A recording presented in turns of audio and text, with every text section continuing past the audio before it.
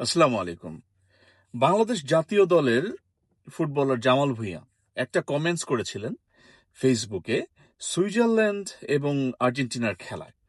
লাল কার্ডের ব্যাপারে জাস্ট আপনাদের ডিসিশন জানতে চেয়েছিলেন যে আপনারা কি মনে করেন? এটা কি লাল কার্ড ছিল? এটা কি তাকে দেওয়া উচিত ছিল কিনা? তো এই পোস্টটা দেখলাম আপনারা ইচ্ছামতো তাকে পচালেন। আমার দেখে খারাপ লাগলো। এটার জন্য এই ভিডিওটা করলাম। এখন এই যে জামাল ভুঁইয়া কথাটা বললেন, এই কথাটা কেন বললেন? এজ এ প্লেয়ার আপনারা হয়তোবা ভাবতেছেন যে একটা বেসিক রুলটা জামাল ভুঁইয়া জানেন না। এই জিনিসটা আপনারা বলছেন। ইভেন শুধু আপনারা বলছেন না, একজন ক্রীড়া সাংবাদিক, আমি তাকে খুব পছন্দ করি। তার রিপোর্টগুলো আমার খুব ভালো লাগে। উনি অনেক এডুকেটেড একটা মানুষ। চমৎকার রিপোর্ট করেন। উনি পর্যন্ত এই কথা বলছেন। একজন ক্রীড়া সাংবাদিক, তার তো বোঝা উচিত ছিল। এখানে দেখেন, আমি বিশ্লেষণ করার চেষ্টা করব একজন ফুটবলার কিভাবে চিন্তা করে। বেসিক রুল জামাল ভুঁইয়া জানে, কিন্তু এখানে অনেক কিছু আছে যেটা আপনি আমি চিন্তা করব একভাবে, জামাল ভুঁইয়া এবং একজন ফুটবলার যে ফিল্ডে খেলে সে অন্যভাবে চিন্তা করবে। আপনারা খেয়াল করে দেখেন, এই যে প্লেয়ারটা যখন বলটা ট্যাকেল দেওয়ার চেষ্টা করছে, তার টো দিয়ে ট্যাকেল দেওয়ার চেষ্টা করছে, টো দিয়ে জাস্ট আউট লাইনে যাওয়ার আগে টো দিয়ে সরানোর চেষ্টা করছে, বলটা নিজের কন্ট্রোলে নেওয়ার চেষ্টা করছে। এমন একটা সময় তার টোটা, আঙ্গুলটা পুরা ফিল্ডের মধ্যে পড়ে, বলের মধ্যে না পড়ে। ফিল্ডে পড়ার পরে পুরা শরীরটা ওই টোয়ের উপরে, সে ওই টোয়ের উপর প্রেশার পড়ে। এটার কারণে সে ব্যালেন্স রাখতে পারে না। এখন কথা হচ্ছে যে সে কেন ব্যালেন্স রাখতে পারবে না? আপনারা বলবেন, সাধারণ মানুষ বলবে কেন ব্যালেন্স রাখতে পারবে না? এটা তো ইজি জিনিস ভাই। এই প্লেয়ারটা 2023 সালের অগাস্টে একটা প্র্যাকটিসে এসিএল ইনজুরি হয়েছিল। 36টা ম্যাচ খেলতে পারে না এই এসিএল ইনজুরির জন্য। এটা খুব সিরিয়াস একটা ইনজুরি। এছাড়াও তার নি ইনজুরি ছিল। এই প্লেয়ারের মাসল রিলেটেড প্রবলেম ছিল। এত কিছু পরে সে সব ইনজুরি কাটিয়ে সে খেলেছে। এবং একটা সুস্থ প্লেয়ারও যদি এত বড় দেহ নিয়ে ওই টোয়ের উপর পড়তো, আপনারা ভালো মতো ভিডিও খেয়াল করে দেখলে বুঝতে পারবেন যে টোয়ের উপর সে পড়েছে, বলটাকে কন্ট্রোল নিতে পারে নাই, বলটা মিস করে টোটা সম্পূর্ণ ফিল্ডের মধ্যে পড়েছে। পড়ে যাওয়াটা স্বাভাবিক ছিল। এখন কথা হচ্ছে, আপনারা বলবেন পড়ে তো গেল ভাই, কিন্তু যে পাটা ধরে সে শুয়ে পড়লো, এই অ্যাক্টিংটা কেন করলো? এখানেও কথা আছে। যখন পড়ে যাচ্ছে, পড়ার আগে কোনো প্লেয়ারের টাচে লাগে নাই। পড়ার সময় অন ইয়ারে যখন ছিল, উপরে যখন ছিল, পড়ছে, ওই মুহূর্তে তার পাটা গিয়ে অপোনেন্ট প্লেয়ারের পায়ের মধ্যে লেগেছে। আর তার যেহেতু ইনজুরি আগে থেকে ছিল, সে ব্যথা পেয়েছে। ব্যথা পেয়ে জাস্ট এই জায়গাটা ধরে ছিল। এবং তার হয়তোবা মনে হয়েছে যে কেউ তাকে পুশ করেছে, হয়তোবা একটু টাচ ছিল, তার মনে হয়েছে। এটা অভিনয়ের কিছু না। কিন্তু হ্যাঁ, ভার যেটা দেখলো, ভিএআর এর এই ডিসিশনটা স্বাভাবিক, এটাই দিবে। ভিএআর এর মনে হইতে পারে, অত কিছু গবেষণা করবে না। একটা প্লেয়ার যেরকম একটা প্লেয়ারের মেন্টালিটি বুঝে, একটা প্লেয়ারের কি হইতে পারে, এগুলো এত টেনশন, এত চিন্তা ভাবনা করা ভারের সময় নাই। একটা ইন্টারন্যাশনাল খেলায়, একটা ওয়ার্ল্ড কাপ খেলায় ভার এত কিছু দেখবে না। কিন্তু জামাল ভুঁইয়া একজন ফুটবলার, একজন ক্যাপ্টেন, তার চিন্তা ভাবনা হবে একজন খেলোয়াড়ের মতো, এবং সেভাবেই সে চিন্তা করেছেন। সে চিন্তা করেছেন একটা প্লেয়ারের ইনজুরি থাকতে পারে, একটা প্লেয়ার পুরা টোটা টোটা দিয়ে পুরা শরীরটাকে ব্যালেন্স করা সম্ভব না, সে পড়ে গিয়েছে, এটা নর্মাল। অন্তত ইয়েলো কার্ডটা দেওয়া উচিত হয় নাই। এটা বেসিক রুল, আমি জানি, জামাল ভুঁইয়াও জানে। যে 2টা ইয়েলো কার্ড মানে রেড কার্ড, এখানে তার এই রুলের মধ্যে তার কোনো প্রবলেম নাই। তার হয়তো বা কষ্ট লেগেছে, সে কিন্তু বলেও নাই যেটা ঠিক হয় নাই। আপনাদের কাছ থেকে জানতে চেয়েছে আপনাদের কি মনে হয়। আর তার কমেন্টসে বলতেছেন আপনারা, ভাই আপনি কি আসলেই ফুটবল প্লেয়ার? আবার অনেকে এই পোস্টটা শেয়ার করে বলছে, আমাদের জাতীয় দলের ক্যাপ্টেন এই কথা বলে, এই জন্যই আমরা র্যাঙ্কিংয়ে 181 নাম্বার। একটু ভাবেন ভাই, একটা মানুষকে পচানোর আগে একটু ভাবেন। মানুষের মনে কষ্ট দেওয়াটা ঠিক না। যদি ধর্মের জ্ঞান থাকে মানুষের মনে কষ্ট দিতে পারবেন না। আমাদের ধর্মের জ্ঞানের অভাব। বাংলাদেশের মানুষ অত কিছু বুঝে না। যখন নিজের যেটা মনে হয় সেটাই বুঝপাতা, বাকি সব তেজপাতা। জামাল ভুঁইয়া একটা এক্সাম্পল আমাদের জন্য। এই খেলোয়াড়টাকে আমি অনেক ভালোবাসি। কেন? জামাল ভুঁইয়াকে ফলো করে আজকে বাইরে থেকে মানুষ বাংলাদেশে খেলতে আসার চিন্তা করে। জামাল ভুঁইয়ার লিডটা ফলো করে আজকে এত ভালো ভালো প্লেয়ার পাচ্ছেন, হামজা চৌধুরীকে পাচ্ছেন, এবং আরো ভালো ভালো প্লেয়ার আসার চিন্তা করছে বাংলাদেশ ন্যাশনাল টিমে। কেন? এই জামাল ভুঁইয়ার কারণে। আমি জামাল ভুঁইয়ার কাছে সরি বলছি সবার পক্ষ থেকে। আমি আন্তরিকভাবে দুঃখিত। আমার বাংলাদেশের মানুষগুলো অতটা, আমি কি বলবো, বোকা বলবো নাকি কি বলবো আমি জানি না। হইতে পারে জামাল ভুঁইয়া হয়তো বা ভুল একটা কথাও বলে ফেলতে পারে, কিন্তু তাই বলে তাকে এইভাবে পচানো, এইভাবে খারাপ ভাবে কথা বলা, অপমান করে কথা বলা আপনাদের ঠিক না। আর এই সাংবাদিকের কাছে আমি এই জিনিসটা আশা করি না। আপনি একজন জার্নালিস্ট, একটা ক্রীড়া সাংবাদিক, আপনি খেলা সম্পর্কে ভালো মতো জানেন। একটা প্লেয়ারের ইনজুরি থাকতে পারে, এসিএল ইনজুরি হয়েছিল তার, সে অনেক স্ট্রাগল করে খেলছে সুইজারল্যান্ডের জন্য।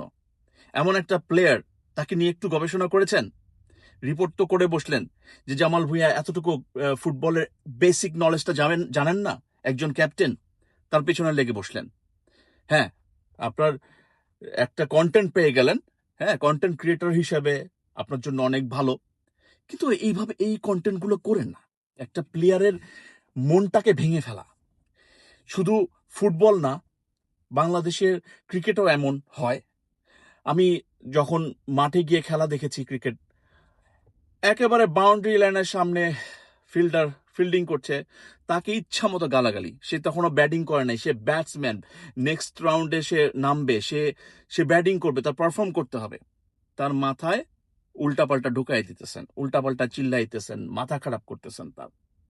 এই মেন্টালিটিগুলা বাংলাদেশের মানুষের চেঞ্জ হইতে হবে। আমরা বাংলাদেশি মানুষ খারাপ না, কিন্তু এই মেন্টালিটিগুলো আপনাদের মধ্যে চেঞ্জ করতে হবে। একটা প্লেয়ার অন্যভাবে চিন্তা করে। আপনি, আমি, আমরা যেভাবে চিন্তা করব একটা ফাউলকে, তারা ওইভাবে চিন্তা করবে না। ওই প্লেয়ারের ব্যাপারটা একমাত্র ওই প্লেয়ারই বুঝবে। হ্যাঁ, এই জন্য আপনারা দয়া করে উল্টাপাল্টা কমেন্টস করে মানুষের মনটাকে খারাপ করে দিয়েন না।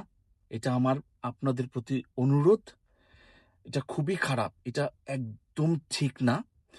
আর এইখানে আমি বলছি না যে এটা ভুল হয় নাই, এটা ফাউল ছিল না, এটা ফ্রি কিক না, এতটুকুর মধ্যে থাকা উচিত ছিল আমার কাছে মনে হয় ভাই। আমার কাছে মনে হয় যে এটা অভিনয় ছিল না রে ভাই। পা ধরে বসে থাকার কারণ, পড়ার সময় তার পায়ের সাথে অপোনেন্ট প্লেয়ারের পায়ের একটা ক্ল্যাশ ছিল। ভালো মতো আপনারা লক্ষ্য করে দেখেন। এখানে আমার মনে হয় না সে ওরকম অভিনয় করেছে। আর এটা যদি পেনাল্টি নেওয়ার জন্য করা হইতো তাহলে একটা কথা ছিল। আর সিমুলেশনের যে কথা বলা হয়, এই রুলটা যদি বেশি ইউজ হইতে পারে যদি পেনাল্টি এরিয়াতে পেনাল্টি নেওয়ার জন্য অভিনয় করে। হ্যাঁ, এইটা দিলে আমি অ্যাকসেপ্ট করে নিতাম। কিন্তু সে প্লেয়ারটা অলরেডি একটা হলুদ কার্ড পেয়েছে, তারপরে সে অভিনয় করছে কিনা এটাও অনেক কিছু বুঝার ব্যাপার আছে। দেখেন, আপনারা এই দল করেন এমন ভাবে ভাই, রাজনৈতিক দল যেভাবে করেন ওইভাবে ওই ফুটবলের দলও করেন ভাই। ওই আর্জেন্টিনা হলে আর্জেন্টিনা, আর্জেন্টিনা ভুল করলে, পাপ করলে, গুনাহ করলে ওই আর্জেন্টিনাই। ব্রাজিল করেন, ব্রাজিল গুনাহ করলে, পাপ করলে, সবকিছু করুক, যা ইচ্ছা করুক, ব্রাজিল আপনার। ভাই এগুলো নিয়ে চিন্তা করেন, এইভাবে চিন্তা করেন না ভাই। একটা একটা মানুষকে কষ্ট দিয়েন না, একটা মানুষের অন্তরে কষ্ট দিয়েন না ভাই। আমি বেশি কথা বলে ফেলছি আমি জানি। আমি অনেক দিন ধরে ভিডিও বানাইও না, ইচ্ছা করে না এখন আর ভিডিও বানাইতে। কারণ আমি 2025 সালে হজ করে আসার পরে কেমন জানি ভিডিও বানাইতে কেমন লাগে, ভাল লাগে না। কি বানাবো, কি বলবো আপনাদেরকে? এইটা নিয়ে ভিডিওটা বানাতে বাধ্য হইলাম, কারণ আমার কাছে কষ্ট লেগেছে। আমি ওই কমেন্টসের মধ্যে, ওই পোস্টের মধ্যে জামাল ভুঁইয়ার, আমি একটা কমেন্টসের রিপ্লাই করেছিলাম। আমার রিপ্লাইয়ে ইচ্ছা মতো হাহা রিয়েক্ট। এমনও বলা হয়েছে যে আপনি একজন টেকনিক্যাল পার্সন হয়ে, আপনি শিক্ষিত মানুষ হয়ে আপনি এই কথা বলেন। আর এই যে 181 নাম্বার বলেন, আমরা 181 নাম্বারে ভাই, এই 181 নাম্বার চেঞ্জ হইতে, ওয়ার্ল্ড কাপে খেলতে বেশি দেরি লাগে না। এই যে কেপ ভার্দে কান্ট্রিটা একটা আইল্যান্ড, একটা ছোট্ট দেশ, যার জনসংখ্যা মাত্র 5 লাখ, 5 লাখ থেকে 6 লাখের ভেতরে। এইখানে একটা প্লেয়ার, একটা গোলকিপার কি নাম করে ফেললো।